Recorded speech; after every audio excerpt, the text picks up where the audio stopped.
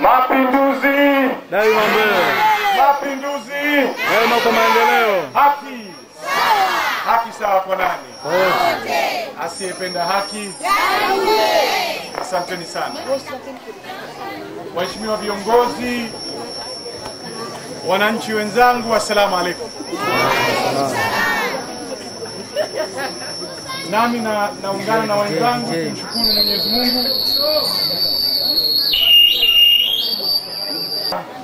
kumshukuru Mwenyezi Mungu mwingi wa rehema aliyetujalia sote kufika hapa tukiwa wazima, afya na siha. Tunawashukuru sana nanyi kwa mapokezi mazuri na makubwa mliotupa, na mapokezi mahsus na maalum mlotuandalia ya kuacha gari mbali huko tukafuata nanyi kwenye viambo vyenu kwa miguu. Tunawashukuru sana. Imetupa changamoto na furaha, tunawashukuru sana sana sana. Sasa kwa wasionjua, mimi nilosimama mbele yenu ndio Mansur Yusuf Himid.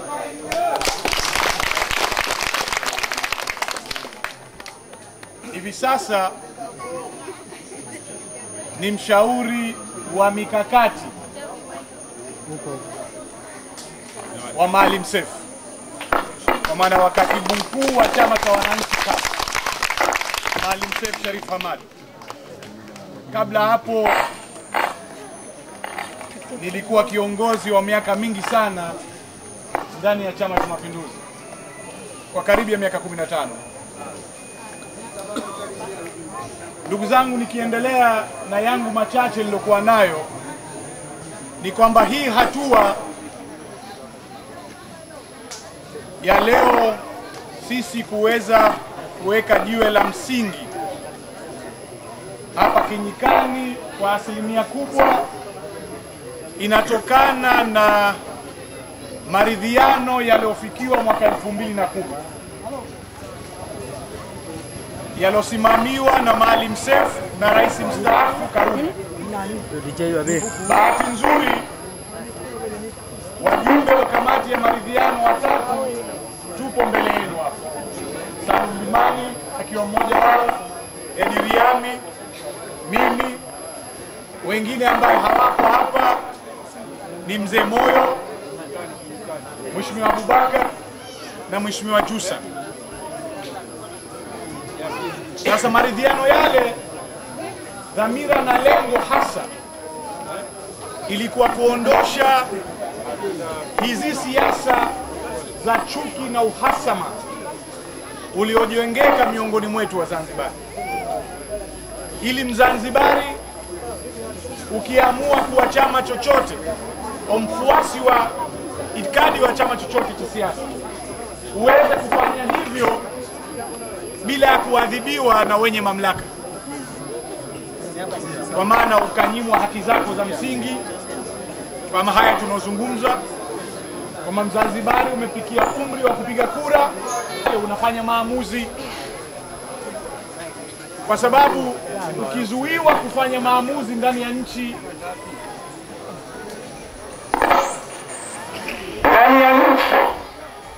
ambayo inajigamba kwa inapata misingi kwamba vyama hivi vya siasa viweze kuwajibika kusimamia siasa za kistaarabu, kuwajibika kusimamia umoja wa Wazanzibari na kushirikiana katika kujenga nchi yenye uchumi imara, yenye kutoa fursa sawa kwa Wazanzibari wote. Lakini pia katika mageuzi yanayojitokeza hivi sasa katika nchi yetu, pia uwepesi wa kukubalika hasa kwa chama cha wananchi CUF inatokana pia na wananchi sasa kuchoka na udanganyifu wa Chama cha Mapinduzi na uongo wa Chama cha Mapinduzi na hadaa za Chama cha Mapinduzi, kama walivyosema ujana hapa kwamba umeshachoka kudanganywa, kwa maana katika kipindi cha uchaguzi sasa vijana wataanza kutafutwa na kupewa ahadi nyingi sana, hasa ajira ndani ya vikosi vya serikali ya mapinduzi ya Zanzibar ili waweze kupigia kura chama cha udanganyifu. Kwa maana hizo pesa za kuwalipa hawa mishahara hazipo tena ndani ya hazina ya serikali. Serikali haina uwezo huo. Kwa hivyo itawachukua kwanza kwa kuambia watapewa 30,030 kwa miezi 6 ya mwanzo. Sasa mimi nikuwepo huko. Ndio niko wapangaji wa uongo huo.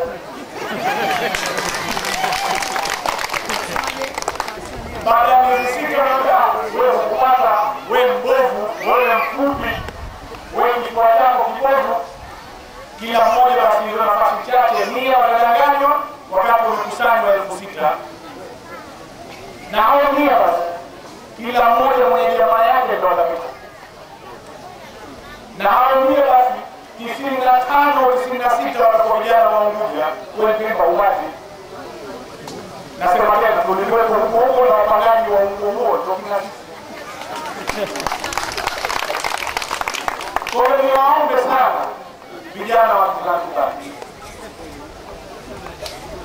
mwelekeo ni kuwa na serikali yenye kujiamini,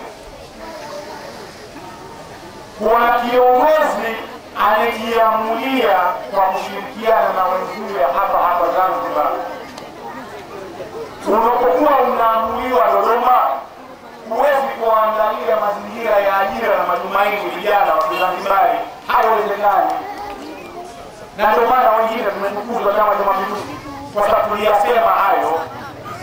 Nafsi zilikuwa zinatusuta, uongo ulikuwa haupandi tena. Kila ukitizama unasema tunawadanganya watu, tunawadanganya wazee wetu, mpaka mwisho unajidanganya wewe mwenyewe. Jamani, mnafahamu vijana wa Zanzibar muhimu mtafakari. Ninachokuombeni mimi watu wa kutafakari kwa kina umefika.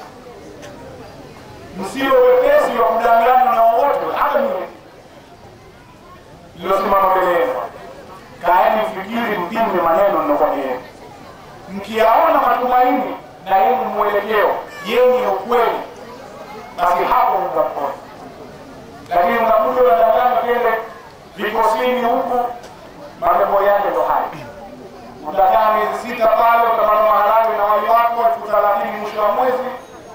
Baada ya miezi 6 unarudi kwenu. Dhiki inakuwa kubwa, shida hiyo ndio wanafikia nayo. Na pili, mtu na kwenu, mtu na nchi yenu. Tumeona namna Zanzibar yetu inavyochunguzwa. Tunaona namna Zanzibar yetu inavyotutoka. Ili tuendeleze tuloachiwa na wazee wetu, lazima na sisi leo tufanye wajibu wetu. Katika ujenzi wa nchi hakuna njia nyepesi, hakuna hata kimoja. Lakini tunahitaji kufanya maamuzi. Na maamuzi hayo ni kuwa na serikali iliyo imara, serikali iliyokuwa na mwelekeo, serikali iliyoongozwa na kiongozi mwenye kujiamini, mkweli, mwenye dhamira njema na Wazanzibari wote, ambaye ni Maalim Seif Sharif Hamad. Tumetoka huko, tumemfuata yeye wengi wetu, na hiyo ndio hali halisi. Hata kwenye kisiwa cha Unguja hivi sasa watu watachoka, na ndio maana ukombe kusikia sasa hivi kusini Zanzibar, kwa maana kusini Unguja, chama cha CUF kinapokelewa na kuitwa na watu kwenye mitaa yao na sheria zao wenyewe, na kaskazini ya Unguja, kutokana na ukweli na mwelekeo thabiti wa Maalim Seif. Kwa maana tangu mwanzo mpaka hii leo hakupata kusema uongo, atakwambia ukweli. Akikwambia safari ngumu, basi ujue safari itakuwa ngumu. Akikwambia kwamba sote tunahitajika kushiriki katika kutengeneza hiyo Zanzibar iliyokuwa bora, basi ndivyo itakuwa. Hatakupeni maneno ya matumaini ya uongo na njia ya mkazo. Kwa hiyo niwaombe sana kwamba hii nchi ni yetu, ni wajibu wetu kuisimamia na kuilinda. Lakini pia tuna wajibu kuhakikisha kwamba nchi hii tunaheshimiana sote. CUF wanamheshimu CCM, CCM wanamheshimu CUF. Lakini pia tusikubali kuonewa hata siku moja. Na ndio maana wengi wetu sisi hatukubali kuteteruka na kurudi nyuma, pamoja na vitisho vyote tunafanyiwa kila siku ya mwezi. Hatukubali, kwa sababu tunaamini kwamba tukirudi nyuma basi tumekwisha. Kwa hivyo niwaombe sana, hayo ya msingi. Niwaombe sana pia tufanye jitihada kubwa ya kujiandikisha, na siku ikifika mwezi wa Oktoba basi tufanye kila njia Mungu atuweka hai kwamba sote tupige kura. Ndio njia pekee ya kuhakikisha kwamba Maalim Seif anakuwa rais Zanzibar. Ni kila mmoja wetu kuhakikisha anakwenda kupiga kura. Kike, kiume, kijana, mtu mzima, kizee, aliyekuwa kubebwa abebwe, apelekwe, lakini almradi kila aliye hai siku ile atapiga kura, na hatimaye tunatulia, tunalinda kura zetu. Na njia ni nyeupe jamani, njia nyeupe. Kwa uwezo wake Mwenyezi Mungu mwaka huu njia nyeupe kabisa. CCM ishavuruga sana. Mara baada ya mkutano wetu mkubwa tuliofanya Jumamosi Mnazi Mmoja, juzi Alhamisi walitaka kufanya mkutano CCM mmoja. Hawakusubutu kupanga kibanda maiti wala Mnazi Mmoja, watu wao hawana. Wakapanga waende Komba Wapya, uwanja mdogo, lakini na hapo umeshindwa.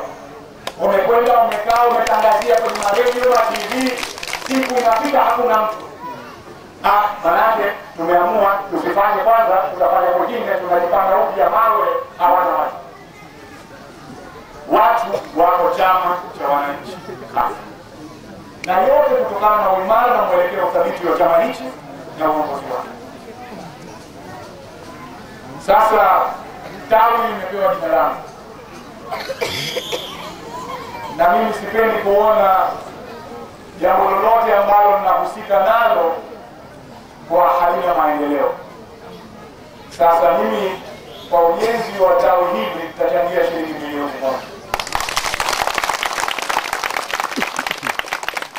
Kwa awamu mbili. Nikifika Unguja, Mwenyezi Mungu akijalia uhai, nitamkabidhi Bwana Salim Dumani Laki 5 kwanza. Baada ya miezi mitatu nitamalizia katika Unguja. Natampa taarifa mwenyekiti wa jimbo na mwakilishi na mbunge, ili wote waelewe, ziwafike, na inshallah Mwenyezi Mungu atawajalia kuzitumia vyema ili tawi letu lianze kuwa na mwelekeo mzuri wa kusimama.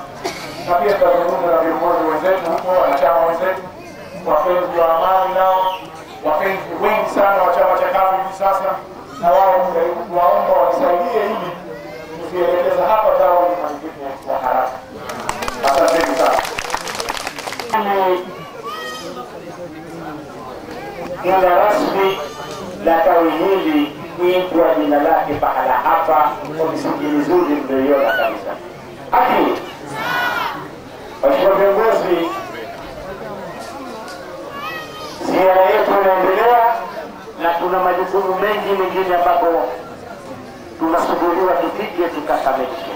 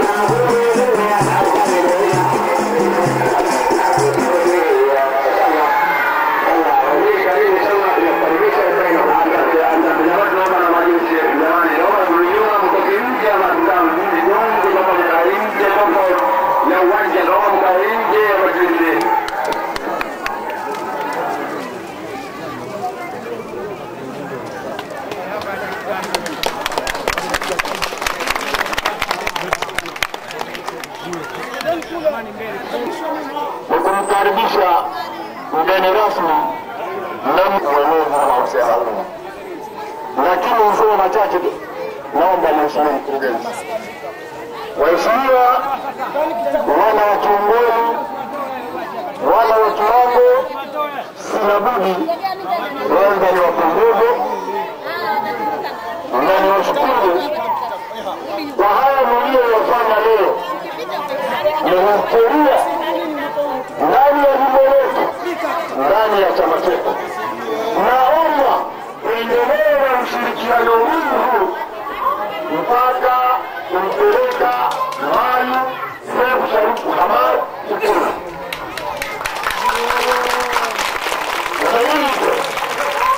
Kwa hayo machache, naomba mheshimiwa mkurugenzi, kwa sababu kulikuwa na kitendo cha risala kidogo tumefahamikana huyu Barasoro, ni wachapizi mali na baadaye wakisha maliza risala na kuipeleka maiki kwako kwa kuanza utaratibu maalum kuendelea na shughuli zetu. Kwa hayo machache, naomba nikabidhi mheshimiwa. Kujengeni ni wajibu kukirimiwa, kufanya takrima. Kwa hiyo waheshimiwa, tunatakrima kidogo ishara ya burudani kwa muda mfupi. Baada ya takrima hiyo, tutakuwa na risala fupi, baadaye tutaendelea na mambo mengine.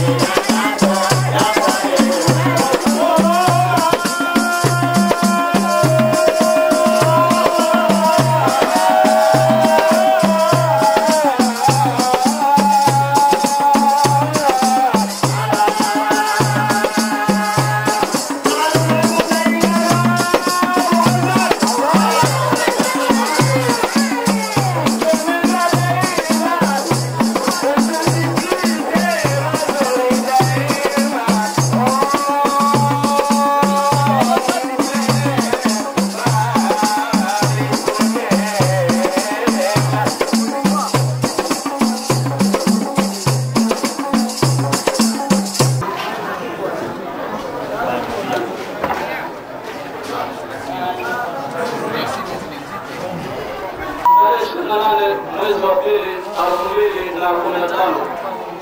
Mheshimiwa mgeni rasmi, mkurugenzi wa habari na uenezi taifa, Mheshimiwa Salim Abdallah Imani, awali ya yote hatuna budi ila ni kumshukuru Mwenyezi Mungu Subhanahu wa Ta'ala kwa kutujalia kukutana katika hafla hii mchana huu kwa dhamira ya kufungua baraza letu la Kiongoni. Pili, hatuna budi kukushukuru wewe mgeni rasmi kwa kukubali ombi letu la kuja kufungulia baraza letu hili maalum ya Jana Siku Leo. Mheshimiwa mgeni rasmi, wewe pamoja na ujumbe wako uliofuatana nao, akiwemo Mheshimiwa Masud Yusuf Hemedi na mzee wa Delesi Mheshimiwa Adeliani pamoja na naibu waziri pamoja na nishati, tunakukaribisheni Kiongoni. Karibuni Kiongoni na mjisikie kama mko nyumbani. Karibuni katika jimbo la Kodani. Mheshimiwa mgeni rasmi, jimbo la Kodani ni moja kati ya majimbo matano yaliyomo katika wilaya yetu, na jimbo hili Mheshimiwa mgeni rasmi ni jimbo letu, na inshallah litaendelea kuwa jimbo letu hadi mwaka 2025. Pia juhudi kubwa ambayo inafanywa ni katibu na mwenyekiti wa jimbo kupitia juhudi kubwa ya Mheshimiwa mbunge pamoja na mwakilishi katika kuwapatia vijana zaidi ya elimu ili wawe wapiga kura halali. Mheshimiwa mgeni rasmi, tunahakikisha kuwa mwaka huu 2015 CCM hawapati hata kifutio machozi kuhusiana na kura katika jimbo hili la Kodani. Mheshimiwa mgeni rasmi, baada ya Mheshimiwa mbunge kujenga soko hili na kufikia hatua hii ambayo unaiona, vijana pamoja na wazee tuliamua kufanya baraza ndani ya soko hili. Kufanya hivyo ni kutokana na kuwa 99.9% ni wafuasi wa CUF waliomo katika ndani ya kijiji hicho. Hata hivyo, Mheshimiwa mgeni rasmi, tunamshukuru sana Mheshimiwa mbunge, mwakilishi pamoja na diwani kuelimisha na kuimarisha kisiasa wale wote wanaotakia mema Zanzibar yetu. Ndio kuhakikisha makongamano na mikutano inayofanyika inaonyesha ndani ya baraza hili ili watu waelimike juu ya kudai Zanzibar yenye mamlaka kamili. Vile vile kukabiliana na propaganda na fitna za CCM na vibaraka vyao zisifanye kazi na hatimaye tushike hatamu ya dola ya Zanzibar yenye mamlaka kamili Oktoba 2015 inshallah. Mheshimiwa mgeni rasmi, mafanikio yaliyopatikana mara tu baada ya kuanzishwa kwa baraza hili ni kudhibiti na kuunganisha wananchi wetu kuwa pamoja, kuondoa hofu na kuweka katika msimamo wa pamoja wa kudai mamlaka kamili ya nchi yetu. Si kufahamu hadaa na vitimbi na udai wa CCM dhidi ya Zanzibar yetu. Mheshimiwa mgeni rasmi, changamoto tunazozipata ndani ya sheria yetu ya Kiongoni ni ukiritimbi mkubwa ambao unafanya wa sheria, kwani tuna vijana wapatao 122 wana vyeti vya kuzaliwa halisi, lakini sheha amekataa kuwapatia fomu za kuweza kupata vitambulisho vya Uzanzibari mkazi, jambo ambalo kwa sasa tunaonyesha hivyo ni kunyima haki zao za msingi. Kama hiyo haitoshi, serikali ya wilaya na mkoa nayo ni kikaza kikubwa katika zoezi la upatikanaji wa vitambulisho vya Uzanzibari mkazi. Mheshimiwa mgeni rasmi, kufuatilia juhudi kubwa inayofanywa na katibu na mwenyekiti na kamati tendaji ya jimbo kwa kushirikiana na viongozi wa matawi, tayari tunakamilisha harakati za kumpeleka mahakamani sheha wa sheria na tayari vielelezo vyote ikiwa tumeshamkabidhi wakili wetu ambaye atasimamia kesi yetu mahakamani.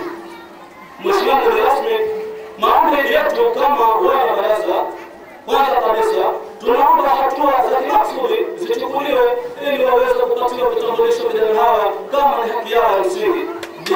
Kupatiwa umeme kwenye jengo letu hili, kwani hadi sasa tunatumia umeme wa kuwazima kwa kuangalia CD zetu za mikutano pamoja na makongamano. Tunaomba mheshimiwa tupatiwe TV na kinamizi kwa ajili ya kuonyeshea matokeo mbalimbali yanayotokea duniani, kwani hadi sasa tunatumia TV ya kukodi. Mheshimiwa mgeni rasmi, ushauri wetu kama wanachama wa baraza na kama Wazanzibari wenye uzalendo wa nchi yao, tunashauri kuwa Katika uchaguzi mkuu wa mwaka 2015 kura za rais zitangazwa majumbani badala ya kukusanywa zote, ndiyo tume itoe matokeo. Kwani tumechoka kuuliwa kwa kudai yetu. Tunachukua fursa ya kukushukuru wewe na wajumbe wako wote waliokuja nao kwa adhima ya kuja kutufungulia baraza yetu hii. Lakini pia tunakuomba wewe na wajumbe wako wote kwa mapungufu yote uliyoona uchukulie ni mambo ya kibinadamu na sifa ya mwanadamu, hakosi mapungufu. Tunakuomba utusamehe sana kwa kila kasoro utakayoiona inajitokeza. Asante, naomba kuwasilisha.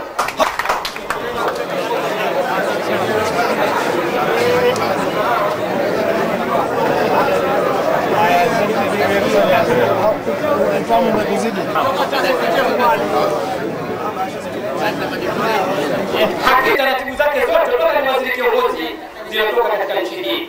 Kwa hiyo mheshimiwa, nakuomba rasmi umfikishie manusefu kwamba nimekwenda kwenu kiongoni. Mheshimiwa Ndiani, naomba na sala yako sana. Zanzibar.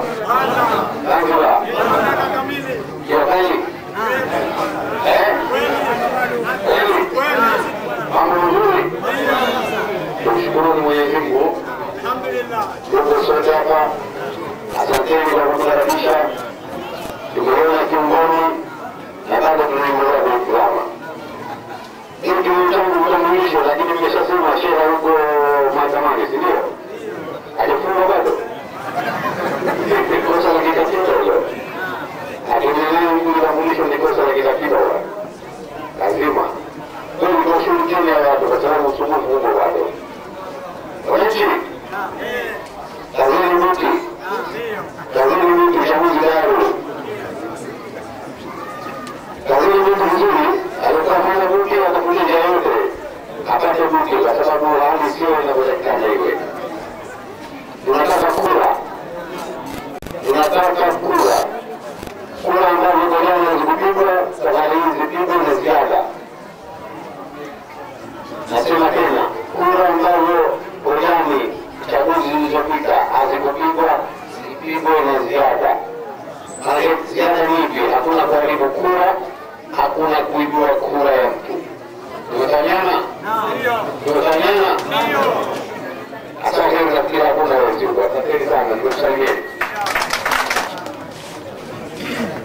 Assalamu alaikum. Ndugu zangu, wazee wangu, nimesimama mbele yenu, naitwa Mansur Yusuf Hili. Kwa hivi sasa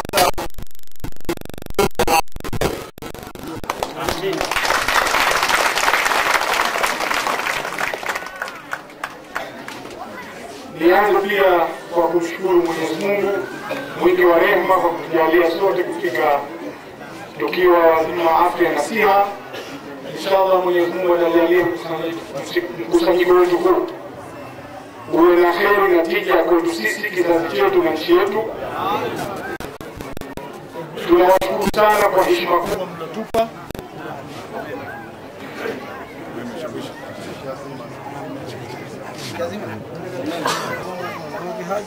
Inshallah Mwenyezi Mungu awatajalia kila la heri. Sisi wenzenu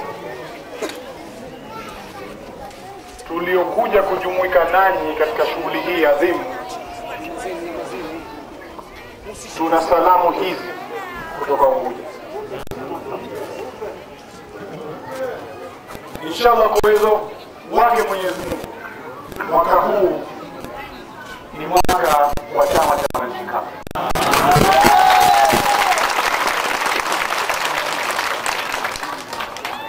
Mwaka huu pia ni mwaka wa mageuzi na heri kubwa kwa nchi yetu inshallah. Ni mwaka wa Zanzibar, wa ujenzi wa Zanzibar. Zanzibar ambayo itathamini kila Mzanzibari.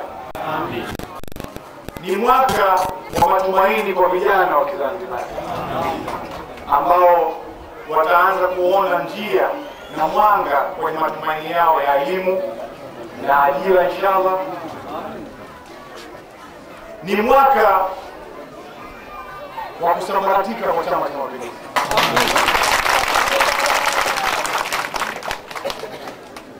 Dalili tunaziona, tukawa tunalalamika sheha atapelekwa mahakamani, tena wengi tutawapeleka mahakamani, na tutaendelea kuongeza nguvu za kuwapeleka mahakamani, kwa sababu hawana haki ya kumnyima Mzanzibari haki yake ya msingi ya kuzaliwa nayo.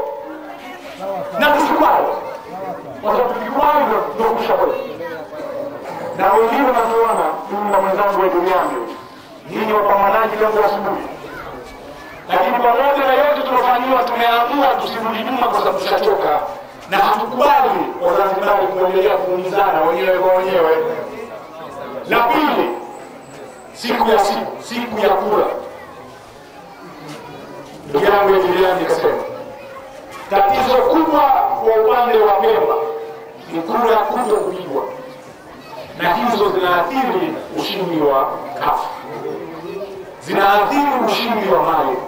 Ile dharau ya kwamba sisi tunashinda, hii yangu moja itakuwa nini? Sasa yangu moja nawe Nyamwezio ya pili hiyo, Nyamwezio ya tatu hiyo, Sheni anapita kwa kura 3,000, Pemba kura 17,000 hazijapigwa. Mko jamani? Dr. Sheni kashinda kwa kura 3,000, lakini kura 17,000 Pemba hazikupigwa. Kwa hiyo ushindi tumepamoja pamoja na wengine, tunazungumza siku nyingine. Najua mshanifahamu, lakini hayo tuyaache. Leo tunazungumzia kusifanya dharau. Tunashinda tuko jamii kwa 90%. Mimi mwakilishi simpendi yule. Kuna siku moja nilimfuata mimi, hakunipa ninachokitaka mimi, basi sema ushamkosesha mwakilishi, mbunge, diwani na mali na chama chako na nchi nayo ushaitoa, kwa sababu ukishinda CCM tutakuwa mkoa tu, ndivyo tutakuwa. Sasa kama mnayataka hayo, tuendelee kufanya yale tunayofanya. Kwa hiyo haya mambo mawili, wazee wangu, ninaomba nisisitize kwenu, tufanye jitihada ya kila mmoja wetu kusimamia na kufuatilia haki yake ya kupata kitambulisho cha Mzanzibari mkazi.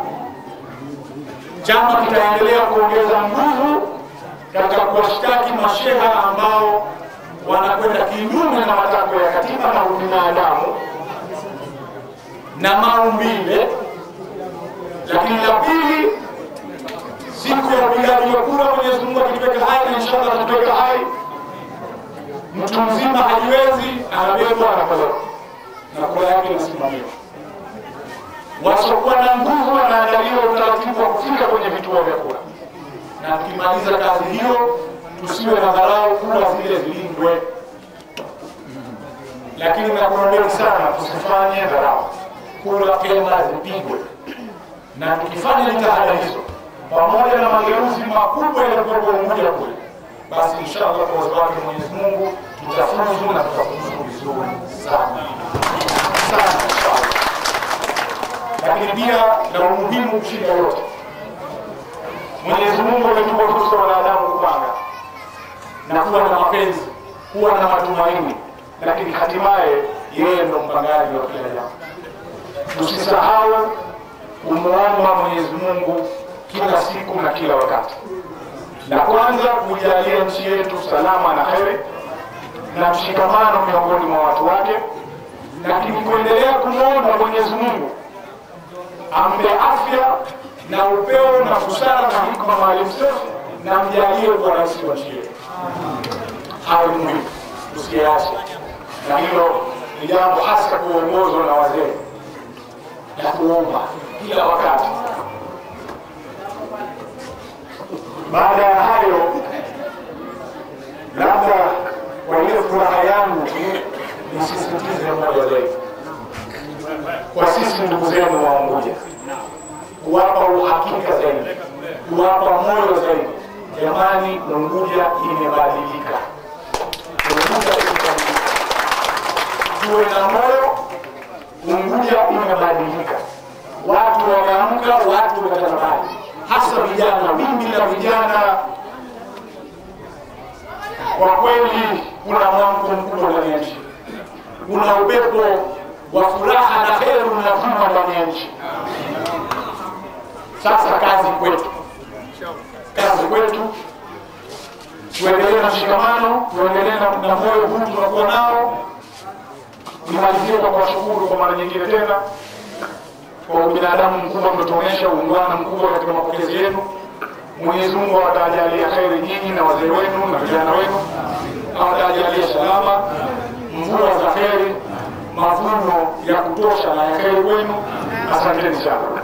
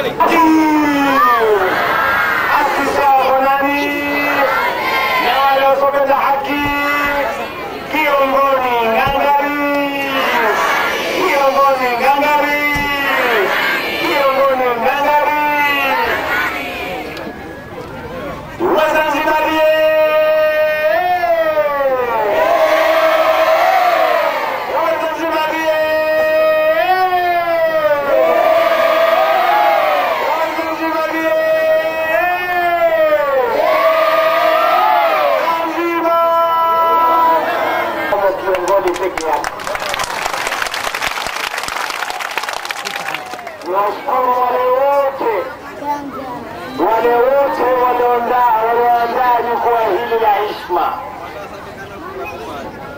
wametukumbusha mbali kabisa, wametukumbusha pale CUF tulipoanzisha chama, Maalim Seif akihutubia, marehemu Mzee Mlo akihutubia kwenye jukwaa kama hili linalofanywa kiongozi.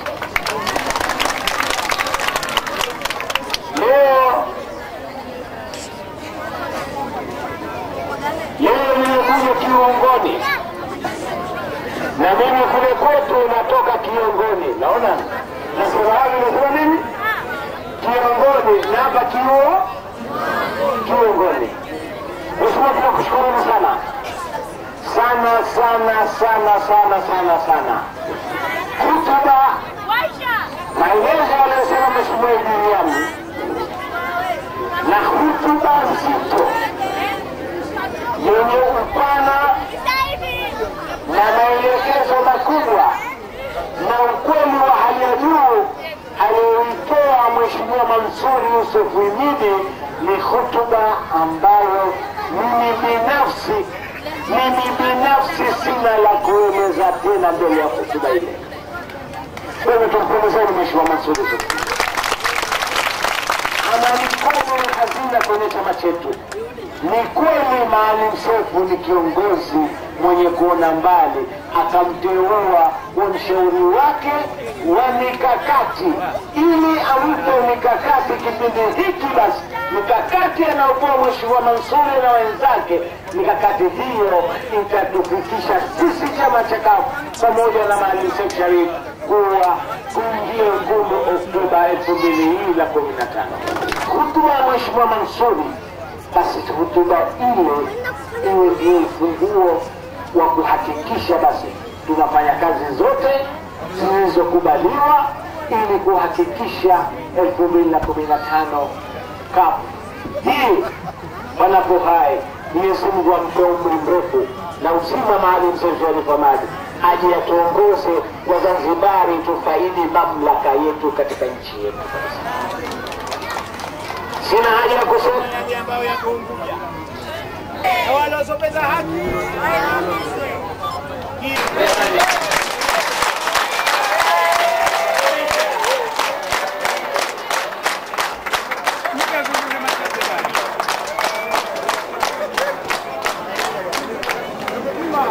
Assalamu alaikum.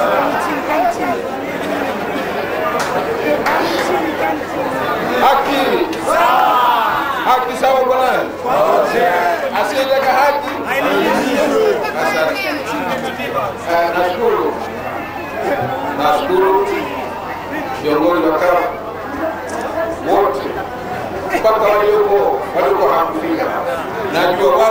kazi kwa ajili ya hao waliokuwa hapa. Pia nashukuru wanachama kafu wote kwa kunipa njia na mimi nikapita nikaonana na viongozi wao ambao tayari wameshajiunga kwenye kafu. Sasa kwa mimi binafsi, desturi ya binadamu siku zote anakuwa na kitulira katika maisha. Binadamu yoyote bila ajira anakuwa si binadamu. Sasa mimi dira yangu ni viongozi walio tayari waliokwisha ingia kama hawa wakubwa. Hawa ndio dira yangu. Pia mwanasheria mkuu wa serikali si hawa tu, yule ni ndugu yangu wa damu hasa, na mfano ni mwanangu, nimemlea. Basi pamoja na kwamba mimi ni mzee, lakini namwamini kwamba yeye ananizidi kielimu na anaona mbali zaidi kuliko maoni yangu mimi kwa tunakokwenda. Huku tunakotoka bila shaka mimi nimeona zaidi, lakini tunakokwenda yeye anaona mbali zaidi. Kwa hivyo kwa vile yeye mwenyewe kajikubalisha kwamba yuko pamoja na Wazanzibari wanaodai haki ya Zanzibar. Kwa hivyo mimi yeye ndiye dira yangu pamoja na viongozi wengine waliotangulia katika kuidai haki ya Zanzibar. Niko pamoja nao wakati wote, pamoja na kutetea wangu, lakini niko pamoja kutafuta haki ya Zanzibar. Naomba viongozi waliotangulia wawe pamoja na mimi kwa heri shari.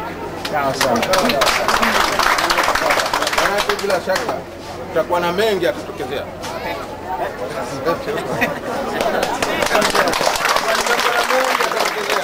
Lakini nawaomba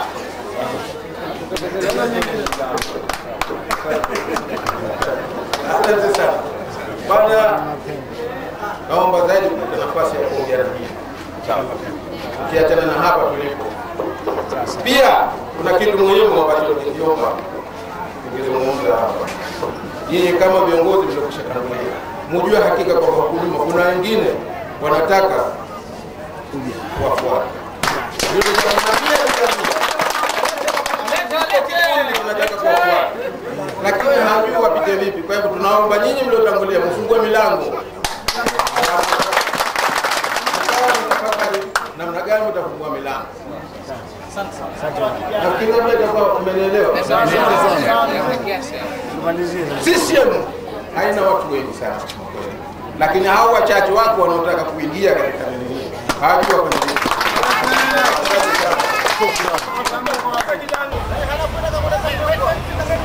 Mwana huyo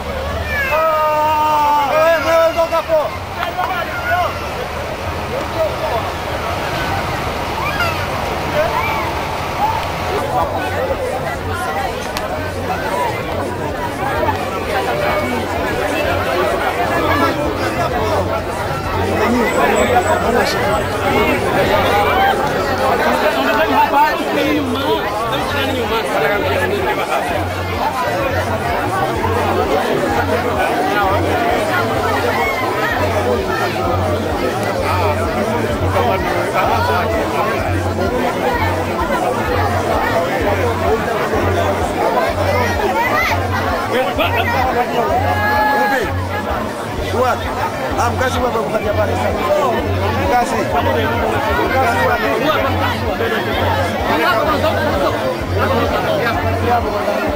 pale kwanza nende kule kata kule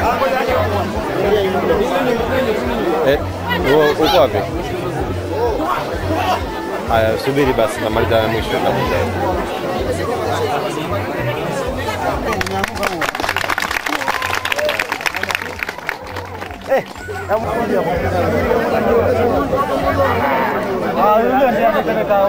amesogea bwana.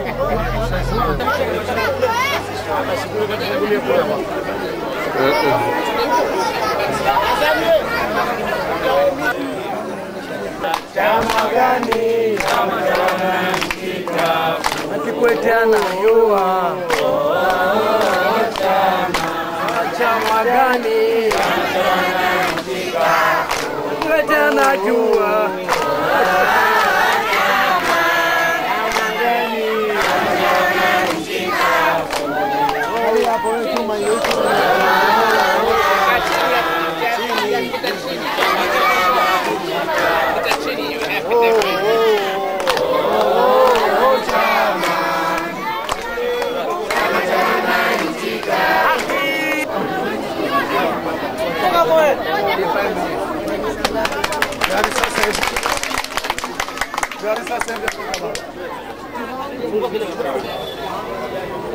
Utamuona yeye atakafika mpaka kule, utamuona ndio sasa hapa.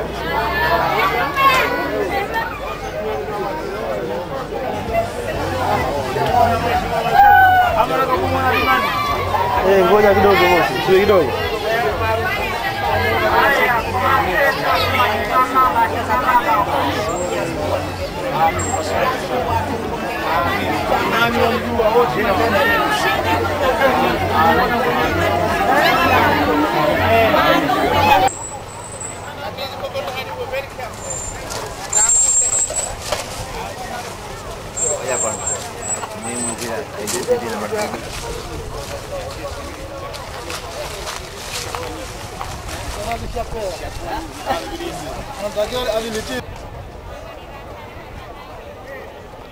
Moja mmoja nzuri kwenye mashua.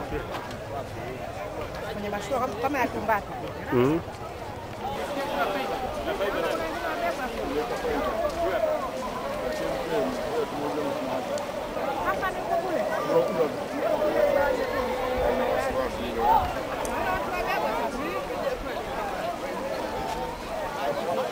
Wataka wasiroe wale, wasivue viatu. Wataka wasiroe wasivue viatu.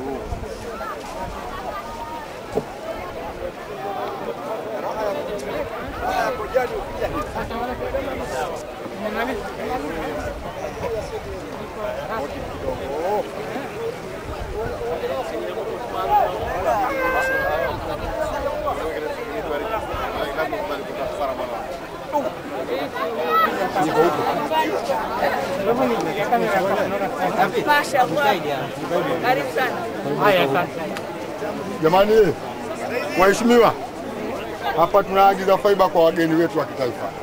Sasa pandeni katika vyombo hivi, kwa sababu faiba ni watu wachache wakiwemo viongozi wa kitaifa.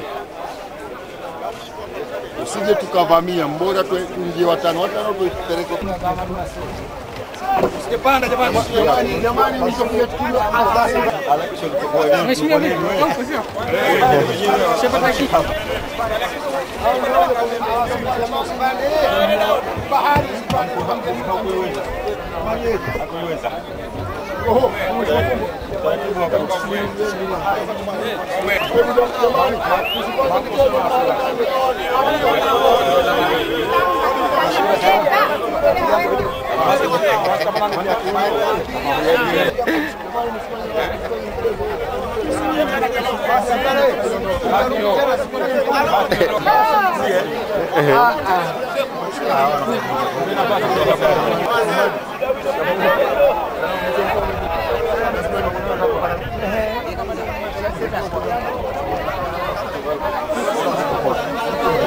Wapi?